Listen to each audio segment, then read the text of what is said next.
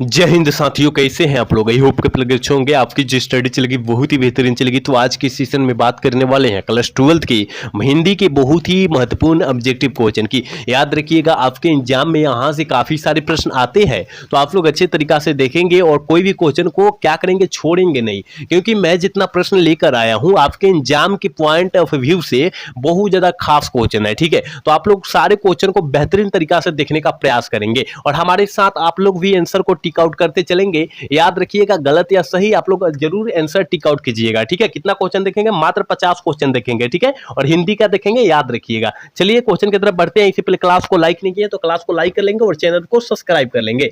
याद रखिएगा, अगर आपको जो है वीडियो साफ नहीं दिखाई दे रही है तो वीडियो क्वालिटी बढ़ा लेना है, साफ दिखाई देने लगेगी, ठीक है। और 1 नंबर क्वेश्चन जो है आपके एग्जाम में काफी बार पूछा भी गया है, कि हिंदी का साम्यवादी कवि किसे माना जाता है। तो याद रखिएगा, क्या करा है, हिंदी का साम्यवादी कवि कहा जा रहा है। तो याद रखिएगा, तुलसीदास को कहा जाता है। ऑप्शन ए वाला सही हो जाएगा, ठीक है। हमारे साथ आप लोग भी आंसर को टिक आउट करेंगे। 2 नंबर क्वेश्चन का राय करें कि हंसते हुए मेरा अकेलापन जो है वो क्या है। मतलब हंसते हुए मेरा अकेलापन जो है मल्लेश जी के द्वारा रचा गया है, वो पूछा जा रहा है क्या है। तो याद रखिएगा, वो एक प्रकार का डायरी में लिखा गया है। ऑप्शन डी वाला सही हो जाएगा, ठीक है। चलिए अगला क्वेश्चन, यानी 3 नंबर प्रश्न जो है कह रहा है कि ओम प्रकाश वाल्मीकि का जन्म स्थान है। ओम प्रकाश वाल्मीकि का जन्म स्थान जो है कहां पर है, ये तो आपको पता होनी चाहिए मेरे भाई, कि उत्तर प्रदेश में है, जिसे हम लोग यूपी के नाम से जानते हैं। याद रखिएगा। अगला क्वेश्चन की तरफ बात करेंगे और अगला क्वेश्चन यानी 4 नंबर क्वेश्चन कर रहा है कि कविता के नए प्रतिमान पर नामवर सिंह को साहित्य अकादमी पुरस्कार कब दिया गया था। नामवर सिंह को पूछा जा रहा है और आप लोग पढ़े होंगे मेरे भाई कि 1971 ईस्वी में जो है नामवर सिंह को कविता के नए पुरस्कार पर जो है अकादमी पुरस्कार प्राप्त हुआ था। ऑप्शन ए वाला सही हो जाएगा, 4 का ऑप्शन ए वाला सही हो जाएगा, याद रखना है। अगला क्वेश्चन की तरफ बात करते हैं और 5 नंबर क्वेश्चन जो है बहुत ज्यादा खास क्वेश्चन है, कि मोहन राकेश का निधन जो हुआ था कब हुआ था। मोहन राकेश जी का जो निधन हुआ था वो कब हुआ था, याद रखिएगा। 3 दिसंबर, ठीक है ना, 3 दिसंबर 1972 में हुआ था, याद रखिएगा। ऑप्शन ए में दिखाई दे रहा है, ऑप्शन ए वाला सही कर देंगे, ठीक है। 5 का ऑप्शन ए होगा, याद रखना है। अगला क्वेश्चन की तरफ बात करेंगे। 6 नंबर क्वेश्चन बहुत ज्यादा खास क्वेश्चन है और 1 चैप्टर का क्वेश्चन है और सारे बच्चे इस क्वेश्चन का आंसर देंगे, क्योंकि एडिशन के अनुसार बोला गया था कि असल बातचीत कितने लोगों में हो सकती है। तो याद रखिएगा, सिर्फ 2 लोगों में हो सकती है, ठीक है ना। 2 हम सहेलियों के बीच हो सकती है, 2 मतलब 2 आदमी के बीच हो सकती है। एडिशन के अनुसार बोला गया था, ऑप्शन ए वाला सही हो जाएगा, ठीक है ना। याद रखिएगा, मैं जितना क्वेश्चन करा रहा हूं आपके एनसीईआरटी बुक पर आधारित प्रश्न है, ठीक है। तो आप लोग अच्छे तरीका से सारे क्वेश्चन को देखेंगे। चलिए अगला क्वेश्चन 7 नंबर क्वेश्चन का है कि बाल कृष्ण भट्ट किस काल के रचनाकार है। बाल कृष्ण भट्ट जो है किस काल के रचनाकार है, तो आधुनिक काल मारिएगा। और किस युग में का रचनाकार है, तो भारत तेंदु युग में मारिएगा। क्या, भारत तेंदु युग में मारिएगा, ठीक है। अगर युग में पूछेगा तो भारत तेंदु युग में मारिएगा, दोनों याद रखिए। देखिए जितना क्वेश्चन साइड से हम बतलाएंगे ना, उस क्वेश्चन को बेहतरीन तरीका से याद रखने का प्रयास कीजिएगा आप लोग। अगला क्वेश्चन यानी 8 नंबर क्वेश्चन कर रहा है लहना सिंह की मृत्यु किसकी गोद में हुई थी।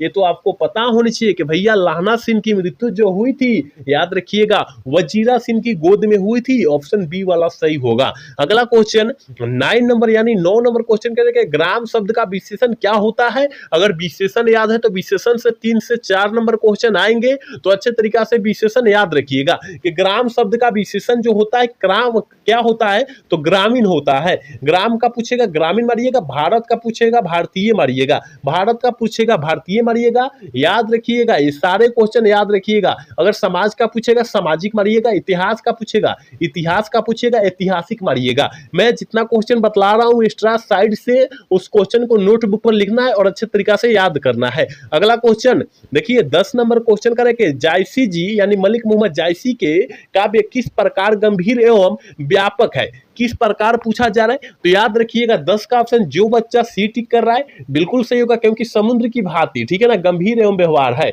याद रखिएगा, ऑप्शन सी वाला सही होगा। अगला क्वेश्चन 11 नंबर क्वेश्चन करें नकलची शब्द में प्रत्यय क्या होता है। हमने शायद पिछले क्लास में हमने बतलाया था कि देखिए जिस शब्द के अंत में, याद रखिएगा, जिस शब्द के अंत में यानी लास्ट शब्द जिसे हम लोग बोलते हैं, उसमें जो होता है, जो शब्द जुड़ता है उसे हम लोग प्रत्यय कहते हैं। यानी जो है नकलची, क्या आ रहा है, नकलची, आ रहा है कि ना, ची आ रहा है कि नहीं, लास्ट में जो शब्द जुड़ेगा, नकल जोड़ ची, यानी जो शब्द लास्ट में जुड़ेगा उसे हम लोग प्रत्यय बोलेंगे। और जो शब्द मतलब जिस शब्द का आप मतलब जुड़ कर एक नया शब्द का निर्माण करते हैं उसे क्या कहते हैं, उपसर्ग कहते हैं। ठीक है, जिस शब्द के पहले एक नया शब्द जुड़ेगा और एक शब्द का निर्माण, अच्छा शब्द का निर्माण कर देगा, उसे हम लोग उपसर्ग कहेंगे। याद रखिएगा, दोनों अच्छे तरीके से याद रखिएगा। अगला क्वेश्चन यानी 12 नंबर क्वेश्चन कर रहा है कि चरण कमल में कौन सा समास है। देखिए, नयल कमल है, नील गाय है, उसमें जो है आंख मूंद कर क्या कर्मधारय समास टिक आउट कर देना है, आंख मूंद कर देना है। ठीक है, ऑप्शन ए वाला टिक कर देना है। अगला क्वेश्चन कर रहा है कि लहना करे के हजारों करे के लहरों के राजहंस किसकी रचना है। आपको तो पता होनी चाहिए कि लहरों के राजहंस जो है मोहन राकेश जी की रचना है। ऑप्शन बी वाला जो बच्चा टिक कर रहा है बिल्कुल सही होगा, याद रखिएगा। अगला क्वेश्चन देखिए, 14 नंबर क्वेश्चन है, अशोक वाजपेयी किस काल के कवि माने जाते हैं। अशोक वाजपेयी जी किस काल के कवि माने जाते हैं, तो आंख मूंद कर मरना है, आधुनिक काल का। ठीक है, याद रखिएगा। अगला क्वेश्चन करें, 15 नंबर क्वेश्चन करें कि कान भरना मुहावरा का अर्थ जो होता है क्या होता है। तो आपको तो पता होनी चाहिए कि कान भरना यानी एक बात दूसरों को बात सुनकर दूसरों से लहरा देना, कह देना, उसे हम लोग क्या कहते हैं, कान भरना। यानी चुपलूसी करना, चपलूसी करना होता है, याद रखिएगा। गुपचुप निंदा करना होता है, याद रखिएगा। हम जितना क्वेश्चन बतला रहे हैं उस क्वेश्चन को लिखिए कहीं और नोटबुक पर लिखकर याद कीजिए अच्छे तरीके से, क्योंकि आपके एग्जाम में 100% आएगा तो आएगा। ठीक है, चलिए अगला क्वेश्चन कह रहे हैं ना, करे के ईमान करे के बेचना मुहावरा का अर्थ जो होता है क्या होता है। ईमान बेचना यानी आप लोग जानते हैं ईमान मतलब क्या होता है, अपना व्यवहार को बेच देना। यानी मान लीजिए किसी से भरोसा किए और भरोसा को तोड़ देना, यानी ईमान को बेच दिए, यानी अपने कर्तव्य से हट जाना होता है। याद रखिएगा, ऑप्शन डी वाला सही हो जाएगा। ठीक है, देखिए अच्छे शब्द में बतला रहे हैं, अच्छे शब्द से समझना जरूरी है आपको। ठीक है, करे के भगत सिंह के माता जी का क्या नाम था। भगत सिंह के माता जी का नाम पूछा जा रहा है यहाँ पर, तो आपको पता होनी चाहिए कि विधावती देवी था और पिताजी का नाम जो था सरदार खीसन सिंह था। ये भी साथ में आप लोग याद रखिएगा। अगला क्वेश्चन 18 नंबर क्वेश्चन का, एक पुरुष का विलोम शब्द क्या होगा। आपको तो पता होना चाहिए कि विलोम शब्द का मतलब जो होता है उल्टा शब्द होता है। तो विलोम पुरुष का यानी पुरुष मतलब क्या होता है, लड़का होता है। लड़का पर का प्रवाची शब्द क्या होगा, लड़की होगा, यानी नारी हो जाएगा यहाँ पर। ठीक है ना, क्योंकि पुरुष पूछा गया है, नारी हो जाएगा। 18 का ऑप्शन बी हो जाएगा, याद रखिएगा। अच्छे शब्द में बतलाना जरूरी है क्योंकि आप लोग समझेंगे अच्छे तरीका से। करेक्ट, गुण शब्द का विलोम शब्द, विलोम शब्द हमने क्या बतलाया, उल्टा शब्द। ठीक है, तो गुण का क्या हो जाएगा, दोष हो जाएगा कि नहीं हो जाएगा, उल्टा शब्द केवल टिक आउट कर देना है। विलोम शब्द का मतलब ही होता है उल्टा शब्द, याद रखिएगा। सी ऑप्शन सही होगा 19 का। अगला क्वेश्चन 20 नंबर क्वेश्चन का है कि फलित फलित शब्द में कौन सा प्रत्यय है। देखिए हमने क्या बतलाया कि जिस शब्द के अंत में जुड़कर एक नया शब्द बन जाता है या नया शब्द का निर्माण कर देता है उसे हम लोग प्रत्यय कहते हैं। तो फल जोड़ इत, क्या फल जोड़ इत आ रहा है कि नहीं आ रहा है, ऑप्शन सी वाला हो जाएगा क्योंकि लास्ट वाला शब्द ही हमको लिखना है। याद रखिएगा, जो बच्चा ऑप्शन सी टिक कर रहा है बिल्कुल सही होगा, याद रखना है। अगला क्वेश्चन की तरफ बात करें, और अगला क्वेश्चन यानी 21 नंबर क्वेश्चन करें कि उपस्थिति शब्द में कौन सा उपसर्ग है। हमने क्या बतलाया, प्रत्यय के लिए दूसरा बतलाया परिभाषा, उपसर्ग के लिए दूसरा बतलाया। हमने प्रत्यय के लिए क्या बतलाया कि जिस शब्द के अंत में एक नया शब्द का निर्माण हो जाता है, चाहे एक नया शब्द को बना देता है, उसे हम लोग प्रत्यय कहते हैं। और जिस शब्द के पहले यानी प्रारंभ में जुड़कर एक नया शब्द बनाएगा या एक नया शब्द का निर्माण करेगा उसे हम लोग उपसर्ग कहेंगे। क्या कहेंगे, उपसर्ग कहेंगे। तो यहाँ उपस्थिति यानी उपस्थिति, उप जोड़ स्थिति यानी उप जो हो जाएगा उपसर्ग हो जाएगा, ऑप्शन सी वाला सही हो जाएगा। याद रखिएगा, बेहतरीन तरीका से आप लोग याद रखने का प्रयास कीजिए क्योंकि बेहतरीन तरीका से हम आपको जो है कंटेंट दे रहे हैं। ठीक है, करेक्ट। जयप्रकाश नारायण की पत्नी का क्या नाम था। देखिए जयप्रकाश नारायण की पत्नी का जो नाम था वो क्या था पूछा जाए तो प्रभावती देवी, लेकिन यहाँ पर माता जी का नाम पूछा जाए तो मनुरूप देवी मारिएगा। क्या मारिएगा, मनुरूप देवी मारिएगा, माता जी का नाम पूछा जाए तब। और पिताजी का नाम तो आपको तो पता ही होगा कि हर्षुल दयाल था। ठीक है, जितना क्वेश्चन बतलाया जा रहा है उस क्वेश्चन को नोटबुक पर लिखना है और याद करना है। कह रहे कि स्वाभिमान शब्द में उपसर्ग क्या होगा। स्वाभिमान, स्वाभिमान शब्द में उपसर्ग क्या होगा, स्वा जोर भिमान, क्या हो जाएगा, ऑप्शन बी हो जाएगा क्योंकि हमने बोला था जॉन पहले जुड़ेगा वही उपसर्ग हो जाएगा। हमने क्योंकि 3 से 4 क्वेश्चन हमने बतला दिया पहले। चलिए कह रहे 24 नंबर क्वेश्चन कर रहे हैं कि रामचंद्र शुक्ल की रचना है। रामचंद्र शुक्ल की रचना जो है मलयज है। ठीक है, रामचंद्र शुक्ल जो रचना रचे है वो मलयज जी के द्वारा रचा गया है। ऑप्शन ए वाला सही होगा 24 का। अगला क्वेश्चन 25 नंबर क्वेश्चन कह रहा है ना कि अशोक वाजपेयी को निम्नलिखित में से कौन सा पुरस्कार दिया गया था। अशोक वाजपेयी को जो है निम्नलिखित में से कौन सा पुरस्कार दिया गया था, तो याद रखिएगा साहित्य अकादमी पुरस्कार दिया गया था, दमयंती मोदी कवि शेखर सम्मान भी दिया गया था। ऑप्शन सी वाला सही होगा, 25 का ऑप्शन सी होगा, याद रखिएगा। अगला क्वेश्चन की तरफ बात करते हैं मेरे प्यारे छात्रों। कह रहे ज्ञानेंद्र पति को संज्ञानात्मक के लिए कौन सा पुरस्कार दिया गया था।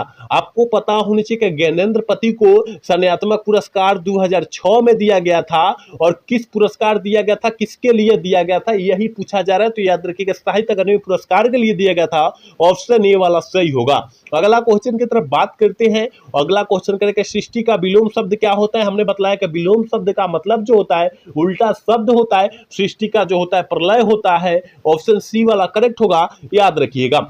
अगला 28 नंबर क्वेश्चन का है बालकृष्ण भट्ट का बातचीत क्या है। देखिए बालकृष्ण भट्ट द्वारा बातचीत जो पाठ को रचा गया है वह पूछा जा रहा है क्या है, तो आपको पता है निबंध है, और कौन सा निबंध है, ललित निबंध है। ऑप्शन डी वाला सही होगा, याद रखिएगा 28 का ऑप्शन डी होगा, भूलना नहीं है। अगला क्वेश्चन की तरफ बात करते हैं। कह रहे हैं कि चंपारण में गांधी जी के चमत्कार की कथा किसने लिखी थी। चंपारण में जो गांधी जी के बारे में जो गांधी जी अच्छे किए थे उसके बारे में जो है किसके द्वारा लिखा गया था, किस व्यक्ति के द्वारा लिखा गया था, तो याद रखिएगा doctor Rajendra Prasad. Option C वाला सही होगा। अगला क्वेश्चन 30 नंबर क्वेश्चन का कृत्रिम शब्द का विलोम शब्द क्या होगा। देखिए विलोम शब्द का मतलब ही हमने बतला दिया, उल्टा शब्द, तो यहाँ पूछने की जरूरत नहीं है। कृत्रिम मतलब जो होता है मनुष्य द्वारा बनाया गया, और प्राकृतिक जो होता है प्राकृतिक अपने से जो है प्राकृतिक द्वारा नेचर में जो है बना हुआ है, पहले से ही बना हुआ है मनुष्य द्वारा, उसमें मनुष्य का कोई हाथ नहीं है, उसे हम लोग प्राकृतिक कहते हैं, ठीक है ना। तो ऑप्शन बी वाला करेक्ट होगा, ठीक है। चलिए अगला क्वेश्चन 31 नंबर क्वेश्चन का ज्ञानेंद्र पति की मां का क्या नाम था। ज्ञानेंद्र पति का मां का नाम जो है क्या था, यही पूछा जा रहा है 31 नंबर क्वेश्चन में। तो याद रखिएगा सरला देवी था, ऑप्शन ए वाला सही होगा। और ज्ञानेंद्र पति कौन से पाठ को लिखे थे, तो गांव का घर पाठ को लिखे थे, ये भी साथ में याद रखना है आपको। अगला क्वेश्चन 32 नंबर क्वेश्चन करें समय से बाहर किसकी रचना है, किस लेखक की रचना है। समय से बाहर जो है किस लेखक की रचना है, अशोक वाजपेयी जी की रचना है, ऑप्शन बी वाला सही होगा।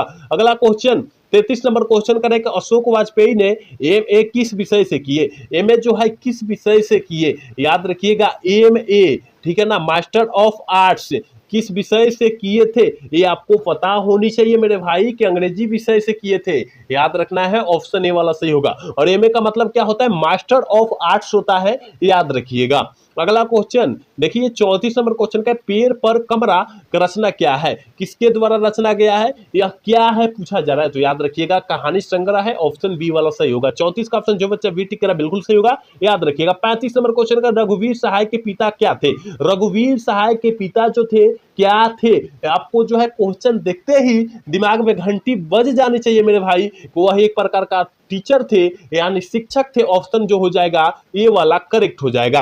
अगला क्वेश्चन यानी 36 नंबर क्वेश्चन का रघुवीर सहाय की अभिरुचि जो थी किसमें थी। अभिरुचि मतलब क्या होता है, मन लगना। अभिरुचि मतलब क्या होता है, किसी चीज को मतलब करने में बहुत ज्यादा मन लग रहा हो, उसे हम लोग अभिरुचि कहते हैं। जैसे अपने मन को गढ़ लेना वही अभिरुचि होता है, ठीक है ना। तो याद रखिएगा 36 का ऑप्शन जो बच्चा सी टिक करा बिल्कुल सही होगा, क्योंकि दोनों में अभिरुचि थी, संगीत में भी थी, फिल्म देखने में भी थी, तो दोनों में थी, ऑप्शन सी वाला सही होगा। अगला क्वेश्चन 37 नंबर क्वेश्चन करेंगे रघुवीर सहाय को किस रचना पर साहित्य अकादमी पुरस्कार दिया गया था। किस रचना पर दिया गया था, तो याद रखिएगा लोग भूल गए, इसी रचना पर जो है रघुवीर सहाय जी को साहित्य अकादमी पुरस्कार दिया गया था।